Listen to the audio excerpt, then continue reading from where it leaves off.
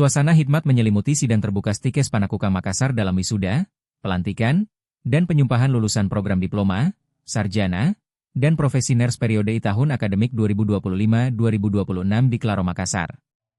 Ketua Stikes Panakukang, Dr. NS Makassau, MKes, MEDM, M-Biomed, menyampaikan rasa syukur atas terselenggaranya wisuda berdasarkan rekomendasi resmi Ledikti Wilayah 9 Sultan Batara.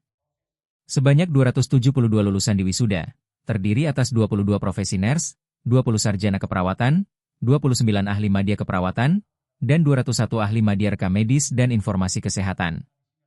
Dr. Makassau menjelaskan hingga tahun akademik ini Stikes Panakukang telah melahirkan 5.671 alumni yang tersebar di Indonesia hingga luar negeri seperti Arab Saudi dan Jepang.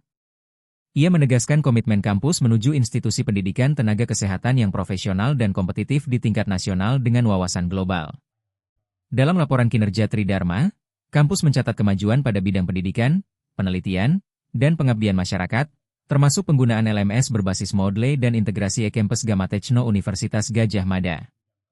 Presentase kelulusan uji kompetensi tenaga kesehatan menunjukkan hasil membanggakan, program profesi ners 81%, D3 keperawatan 85%, dan D3 RMIK mencapai 100%, ungkap Dr. Makassau. Ia juga mengapresiasi prestasi mahasiswa dan perluasan kerja sama luar negeri, sembari menutup sambutan dengan pesan, tidak ada kesuksesan tanpa kerja keras, tidak ada kesuksesan tanpa perjuangan, dan tidak ada kesuksesan tanpa doa orang tua.